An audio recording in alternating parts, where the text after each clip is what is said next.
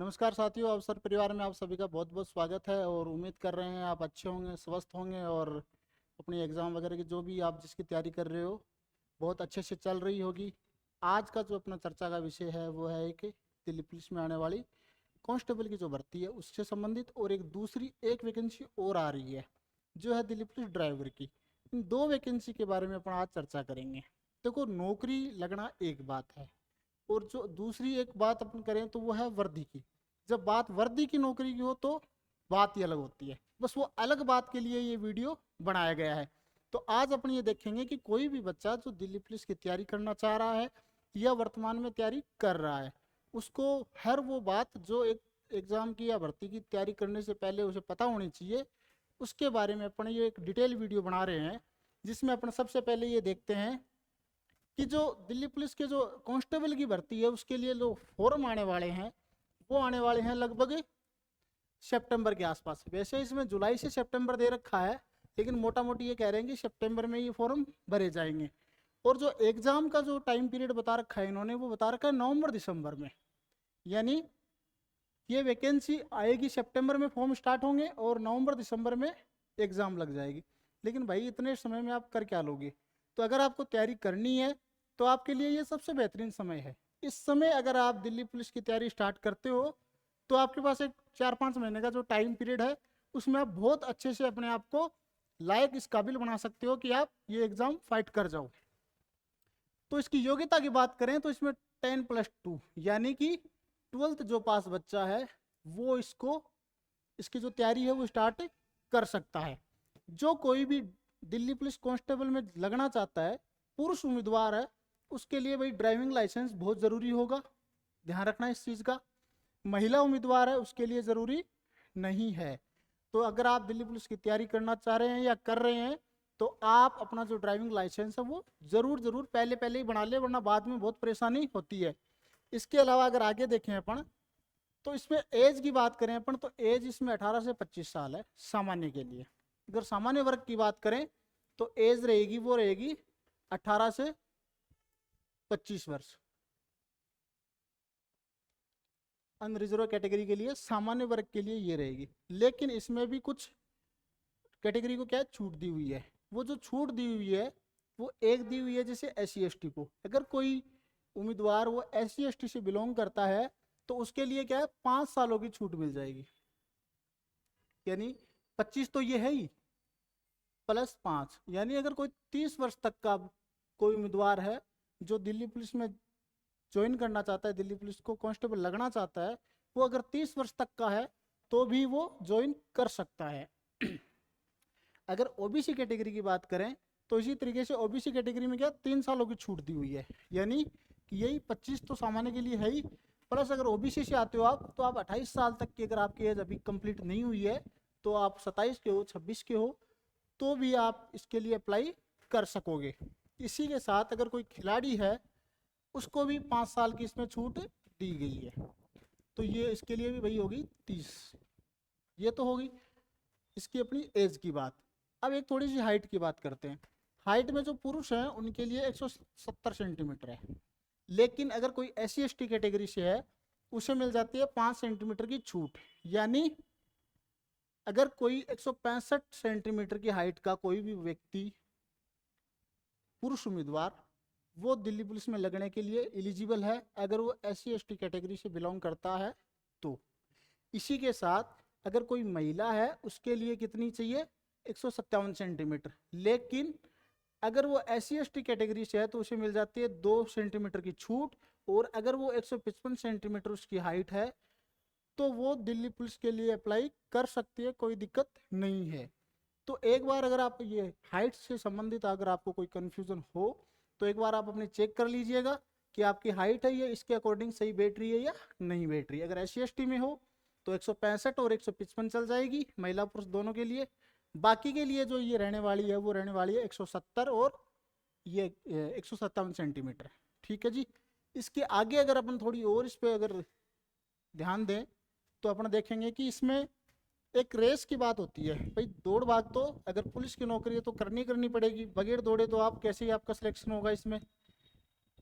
तो अगर इसके रेस की बात करें तो इसमें जो रेस होगी वो होगी 1600 मीटर की, यानी करनी तो सबको 1600 मीटर की रेस है, लेकिन कैटेगरी के अकॉर्डिंग क्या होगा, ये बदल जाएगी। अगर 30 साल तक का कोई उम्मीदवार है, पुरुष उम्मीदवार, सबसे पहले बात हो रही है पुरुष उम्मीदवार की, अगर 30 साल तक का कोई उम्मीदवार है, पुरुष उम्मीदवार, उसको 1600 मीटर की जो रेस है वो करने के लिए 6 मिनट का टाइम मिलेगा। 6 मिनट में इसे कंप्लीट करनी होगी। उसके लिए जो लॉन्ग जंप का रहेगा वो रहेगा 14 फीट का। जिसकी भी एज 30 साल तक की है उसके लिए लॉन्ग जंप 14 फीट का रहेगा। और अगर हाई जंप की अगर अपन बात करें तो वो रहेगा 3 फीट 9 इंच का। इसी तरीके से अगर कोई 30 से 40 साल की उस आयु वर्ग में आता है तो उसके लिए थोड़ा सा क्या है, आसान कर दिया गया। ये जो 6 मिनट है इसको कर दिया गया 7 मिनट, और ये जो लॉन्ग जंप है इसको कर दिया गया 13 फीट का, और जो हाई जंप है उसको कर दिया गया 3 फीट 6 इंच का। और अबो 30 इसमें जैसे कोई भूतपूर्व सैनिक वगैरह जो है वो आ जाते हैं तो उनके लिए और भी कर दिया गया, भाई दौड़ना तो आपको 1600 मीटर ही है, लेकिन जो आपका टाइम पीरियड है वो घटा दिया गया, सॉरी वो बढ़ा दिया गया, वो 8 मिनट कर दिया गया। यानी आप 8 मिनट में आपको 1600 मीटर करनी है, लॉन्ग जंप आपको 12 फीट करना है, और जो आपको हाई जंप है वो 3 फीट 3 इंच का रहेगा। इसी तरीके से जो महिला उम्मीदवार है उनके लिए क्या है, अगर कोई महिला 30 वर्ष की आयु तक की है तो उसके लिए क्या रहेगा, 1600 मीटर की दौड़ वही रहेगी, लेकिन ये 8 मिनट, उसे 8 मिनट में पूरी करनी होगी। लॉन्ग जंप उसका 10 फीट का रहेगा और हाई जंप उसका 3 फीट का रहेगा। अगर अबव 30 टू 40 ईयर है तो क्या रहेगा, तो फिर उसमें 1 मिनट का और बढ़ा दिया गया, और ये 10 से हो गई ये 9, और ये हाई जंप है ये हो गई 2 से 2 फुट 9 इंच का। इसी तरीके से अगर कोई अबव 40 ईयर कोई महिला है उसके लिए क्या है, 10 मिनट टाइम रहेगा, और 8 फीट का लॉन्ग जंप रहेगा, और हाई जंप रहेगा 2 फुट 6 इंच का। ये आपने इसमें क्या जो जानकारी मिली आपको, क्या मिली, अगर आप दिल्ली पुलिस की तैयारी कर रहे हो तो भाई इस चीज़ का आपको विशेष ध्यान रखना है कि आप सिर्फ ये सोचते हो कि आप सिर्फ एग्ज़ाम पास कर लोगे और आपको दिल्ली पुलिस की जो जॉब है वो मिल जाएगी, ऐसा संभव नहीं है। आपको ये जो आपके लिए जो विशेष रहने वाली है वो ये आप लोगों के लिए काम की है। तो इन चीज़ों का आप साथ साथ जब आप तैयारी कर रहे हो, रिटन टेस्ट की तैयारी कर रहे हो, एग्ज़ाम के लिए प्रिपरेशन कर रहे हो, तो आपको फिजिकल पर भी ध्यान देना है कि ऐसा नहीं हो कि फिर वो आपने एग्ज़ाम के लिए तो बहुत अच्छी तैयारी करी और जब फिजिकल की टाइम आया तब आप ये जो 1600 मीटर की दौड़ है ये कंप्लीट नहीं कर पाओ। तो अगर नहीं कर पाए तो फिर आपका जो पहले आपने जो मेहनत करी है वो किसी काम की नहीं रहेगी। इस चीज़ का आपको विशेष तौर पर ध्यान रखना है। इसके आगे अगर अपन बात करें, अगर प्रोसेस की बात करें इसमें तो सिलेक्शन प्रोसेस में तो सबसे पहले आपका रिटन टेस्ट होगा। रिटन टेस्ट जब आप फाइट कर जाते हो, और सबको अग्रिम शुभकामनाएं उसके लिए, एग्जाम पास करने के लिए। उसके बाद में आपका होगा फिजिकल और मेजरमेंट टेस्ट। ये जो फिजिकल और मेजरमेंट टेस्ट है इसमें क्या होगा, इसमें आपकी रनिंग हो जाएगी, आपकी हाइट हो गई, आपकी चेस्ट हो गई, सब कुछ इसमें आएगा। ये मैं ये कहता हूँ कि जितना ये इसकी आप तैयारी कर रहे हो उतनी तैयारी आपको इसकी भी करनी पड़ेगी। अगर इसको आपने हल्के में ले लिया तो दिल्ली पुलिस आपको हल्के में ले लेगी, ठीक है। इसके बाद में आपका मेडिकल होगा। हाँ, यहाँ तक अगर आपने कर लिया अच्छे से तो फिर आपकी जो संभावनाएं, जो आपके चांसेज हैं वो बहुत अच्छे से बन जाएंगे। इसके आगे अगर अपन बात करें तो इसमें जो टोटल क्वेश्चन आएंगे वो 100 आएंगे और 100 ही नंबर के आएंगे। जो टोटल अंक हैं वो 100 हैं और 100 ही पर्सन रहेंगे इसमें। इसमें एक चीज़ आपको जो और ध्यान रखनी है वो ये है कि ये 4 पार्टों में ये डिवाइड किया गया है, अपन ने किया है, और इसमें जो क्वेश्चन रहेंगे वो आपके इसी तरीके से रहेंगे। यानी अगर जीके की बात करें तो जीके में जो क्वेश्चन रहने वाले हैं वो रहने वाले 50 ही नंबर का, यानी एक क्वेश्चन 1 नंबर। तो सबसे पहले तो मैं आपको ये बता दूं कि जो टोटल क्वेश्चन रहेंगे वो कितने रहेंगे, 100। कितने मार्क्स के रहेंगे, 100। और साथ ही ड्यूरेशन आपको टाइम पीरियड कितना मिलेगा एग्जाम के लिए, 90 मिनट का। ये 3 चीज़ें आपकी क्लियर हो गई। अब अपन थोड़ा सा डिटेल में देखते हैं कि इसमें जो जीके है इसमें आपकी जियोग्राफी भी आ गई, इसमें आपकी साइंस भी आ गई, इसमें आपकी पॉलिटी भी आ गई, इसमें आपकी जो ये अपने क्या बोलते हैं इसके हिस्ट्री भी आ गई। ये सब कुछ इसमें आ गया, करंट भी इसमें आ गया। ये इसका वेटेज है 50 नंबर का, 50 क्वेश्चन और 50 नंबर। इसके अलावा जो आपकी रीजनिंग है उसका वेटेज है 25 क्वेश्चनों का और 25 नंबरों का। इसी तरीके से मैथ का कितना है 15 और कंप्यूटर का भी 10 क्वेश्चन होंगे और 10 ही नंबर के होंगे। अब इसमें बच्चा थोड़ा सा क्या है, जो गलती करता है, हर जो एक बच्चा गलती करता है उसकी अपन बात करते हैं। बच्चा क्या करता है, नॉर्मली बच्चे की दिक्कत आती है इस पार्ट में। बच्चा सोचता है कि मैं इसको बहुत अच्छे से कवर कर लूंगा, लेकिन आप इस चीज़ का ध्यान रखो कि ये सिर्फ 50% है।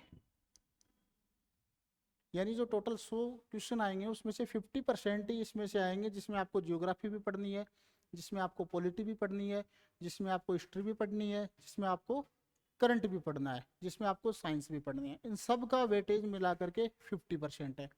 आप ये देखो इन दोनों का वेटेज मिला करके 40% है। 10 कम जरूर है, लेकिन इसमें आप कितना पढ़ोगे, कहाँ कहाँ से पढ़ोगे। और जिसने बहुत ज़्यादा पढ़ लिया, मान लो उसके 45 नंबर सही आ गए, इसमें 45% उसका सही है, या फिर ये माने कि 50 में से उसके 45 नंबर आ गए, ये उसका कमज़ोर है, तो फिर वो बच्चा कैसे टिक पाएगा, नहीं टिक पाएगा। इसलिए मैं आपको ये कहना चाह रहा हूँ, ये समझाने की कोशिश कर रहा हूँ कि भाई अगर आप तैयारी कर रहे हो तो आपको इसको नहीं छोड़ सकते, आप इसको नहीं छोड़ना है। सबसे पहले जो आपको कवर करना है वो मैथ और रीजनिंग कवर करनी है। इसमें क्या करता है, कोई बच्चा अगर नहीं आता तो वो बिल्कुल छोड़ता है, और आता है तो उसमें सब कुछ अच्छे से आता है। इसलिए इसमें क्या होगा कि अगर बहुत अच्छी तैयारी करी तो 45 सही हो गए, अगर थोड़ी कम तैयारी करी तो कितने सही हो गए, मान लो आपके 37 सही हो गए। लेकिन अगर इनकी आपने तैयारी नहीं करी ना तो इसमें कुछ सही नहीं होगा, कोई संभावना आपके पास नहीं बचती है। इसलिए आपको विशेष ध्यान इन पे दोनों पे देना ही देना है। हाँ, कंप्यूटर के लिए आप ये है कि ना ज़्यादा एडवांस कोशिश करो और ना आपको इसको हल्के में लेना है। इसको आप बराबर, और जो सब्जेक्ट पढ़ रहे हो, जो जीके वाले पढ़ रहे हो, इसके साथ साथ कंप्यूटर को आप अच्छे से पढ़ते रहो, कोई दिक्कत नहीं है। लेकिन अगर आपने रीजनिंग और मैथ को हल्के में लिया तो आपकी ये एग्ज़ाम आप पास नहीं कर पाओगे। इसलिए यही चीज़ मैं जो मैं आपको बताना चाह रहा हूँ ये है कि आप रीजनिंग और मैथ पे विशेष ध्यान देना। आगे अगर अपन इसमें और थोड़ा सा जाएं तो आपके लिए ये भी एक जानना बहुत ज़रूरी है कि इसमें 0.25 अंक की जो नेगेटिव मार्किंग है वो रहेगी। आपका जो प्रश्न पत्र है वो 10th लेवल का होगा, कंप्यूटर बेस्ड आपकी एग्जाम होगी। ये वो सारी बातें जो एक नॉर्मली आप लोगों को पता होनी चाहिए। अब आपके लिए एक विशेष सूचना ये है कि दिल्ली पुलिस कांस्टेबल की अगर आप तैयारी करना चाहते हो तो अवसर परिवार आपके लिए एक बहुत अच्छा एक अवसर लेके आया है। आपके जीवन में जो दिल्ली पुलिस की एग्जाम जो ये वैकेंसी आने वाली है, जो अवसर मिला है, इसको बुनाने का आपके लिए जो साथ में सहयोग करेगा वो अवसर परिवार आपके इसमें मदद करेगा। और वो ये है कि इसमें आपको ऑनलाइन और ऑफलाइन दोनों बैच है वो अवसर अकेडमी द्वारा स्टार्ट किए जा चुके हैं। 10 जुलाई से हमारे बैच स्टार्ट हो चुका है। सुबह 8 बजे से क्लासें लग रही हैं, ऑनलाइन भी लग रही हैं, ऑफलाइन भी लग रही हैं। ऑनलाइन में जो क्लासें लग रही हैं वो क्लासरूम से ही लाइव चल रही हैं। साथ ही आपको मैं इसमें हमारा, अगर आपको कांटेक्ट करना है तो इसमें आपको कांटेक्ट नंबर भी दिख रहे हैं और साथ में आपको हमारा एड्रेस भी दिख रहा है। तो किसी बच्चे को अगर ऑनलाइन ऑफलाइन जैसे भी तैयारी करनी हो तो एक सर्वश्रेष्ठ फैकल्टी के साथ अगर आप जुड़ना चाहें तो आपका बहुत बहुत स्वागत है। आप अपने तैयारी को और अपने जो सफलता है उसको और बेहतर या सुनिश्चित कर सकते हो। इसके अलावा अगर अपन आगे बात करें दिल्ली पुलिस ड्राइवर की जो वैकेंसी है उसके लिए भी ये है कि 19 सितंबर के आसपास या फिर 19 सितंबर के से ये फॉर्म स्टार्ट होंगे। क्लोजिंग डेट है ये रहेगी 12 अक्टूबर 2025 की। इसके अलावा डेट ऑफ एग्ज़ाम की बात वही नवंबर दिसंबर में, अभी कोई तय नहीं है, कभी भी तय की जा सकती है एसएससी के द्वारा। इसके अलावा क्वालिफिकेशन की बात करें तो वो 10+2 रहेगी। और इसमें जो एक विशेष आपको ध्यान देने वाली बात है, अगर दिल्ली पुलिस ड्राइवर में अगर कोई भी ज्वाइन करना चाहता है तो भाई उसे उसके पास क्या होना चाहिए, हेवी ड्राइविंग लाइसेंस होना ही होना चाहिए। अगर ये होगा तभी वो इसके लिए एलिजिबल है, वरना नहीं है। आगे अगर अपन देखें तो ये जो दिल्ली पुलिस ड्राइवर के लिए जो सिलेबस है उसकी अपन थोड़ी सी बात करें। इसमें भी जो आपका होगा टाइम पीरियड है वो 90 मिनट का होगा, वही 100 क्वेश्चन होंगे, वही 100 नंबरों के होंगे। दोनों में ये पैटर्न सेम है, लेकिन इसका जो सिलेबस है अंदर का वो थोड़ा चेंज हो गया है। इसमें जो जनरल अवेयरनेस है उसके क्वेश्चन आएंगे 20 और मार्क्स भी 20 नंबर के। और जो रीजनिंग और जो मैथ है वो भी इस तरीके से रहेगी 20 10 और 20 10 के वो जो नंबर एक एक नंबर का क्वेश्चन एक रहेगा। इसके अलावा जो 50% इसमें जो वेटेज है वो भी इसका रहने वाला है। इसके लिए आपको थोड़ा सा अलग से पढ़ना पड़ेगा, क्योंकि आप ड्राइवरी में जा रहे हो तो रोड सेंस हो गया, व्हीकल मेंटेनेंस हो गया, ट्रैफिक रूल्स हो गए, सिग्नल्स हो गए, व्हीकल इन्वायरमेंटल पोल्यूशन हो गया, petrol and diesel vehicle, CNG operated vehicle, noise pollution etcetera वगैरह जो भी है इसके बारे में आपको पढ़ना पड़ेगा। ये तो बात होगी दिल्ली पुलिस ड्राइवर और दिल्ली पुलिस कांस्टेबल में जो क्वालिफिकेशन है, जो रनिंग वगैरह है उसकी। इसके अलावा एक जो चीज़ आपके लिए महत्वपूर्ण है वो ये है कि जो बच्चे अभी 12th पास करी है और उन्हें अगर मौका मिलता है एनसीसी ज्वाइन करने का तो उन्हें बिल्कुल भी चूकना नहीं है, उन्हें ज़रूर एनसीसी ज्वाइन कर लेनी है। उसका क्या बेनिफिट है ये अब आप देखो। अगर किसी बच्चे के पास में ए सर्टिफिकेट है एनसीसी का और उसके जो उसने रिटन एग्जाम दिया है दिल्ली पुलिस का उसमें अगर उसके पास 60 नंबर है तो आप ये देखो कि 2 नंबर उसे एक्स्ट्रा मिल जाएंगे और ये हो गए 62। अगर किसी बच्चे के पास में बी सर्टिफिकेट है तो उसे 3% एक्स्ट्रा, यानी अगर 60 नंबर वो लेके आता है तो ये कितने हो गए 63 हो गए। और सी सर्टिफिकेट वाले के तो बहुत ही शानदार मजे है। हालांकि मजे तो क्या कहें कि उसने भाई पहले मेहनत करी है, 2 साल 3 साल तक उसने एनसीसी को में जो मेहनत करी है उसका जो उसका फल है वो उसको अब मिल रहा है। तो अगर 60 नंबर अगर किसी के आ रहे हैं बच्चे के तो 5 नंबर उसे एक्स्ट्रा मिल करके ये मिल गए उसे 65। इस तरीके से अगर किसी के पास एनसीसी है तो वो इसका बेनिफिट इस तरीके से उठा सकता है या फिर उसको मिलेगा। तो ये आज अपन ने जो चर्चा करी है वो दिल्ली पुलिस कांस्टेबल और ड्राइवर के बारे में मैंने आपको बताया है। तो आप एक बार जब भी इसकी तैयारी स्टार्ट करना चाहें कर रहे हैं तो एक बार अपने आप को ये जो मापदंड है, जो ये क्राइटेरिया है दिल्ली पुलिस के लिए ज्वाइन करने के लिए, इसमें एक बार अपने आप को देख लेना कि आप फिट बैठ रहे हो या नहीं बैठ रहे हो। तो इसी के साथ आज का वीडियो यहीं कंप्लीट करते हैं, जल्दी ही दोबारा मिलेंगे और एक दूसरे वीडियो के साथ आपके साथ। नमस्कार दोस्तों, जय हिंद।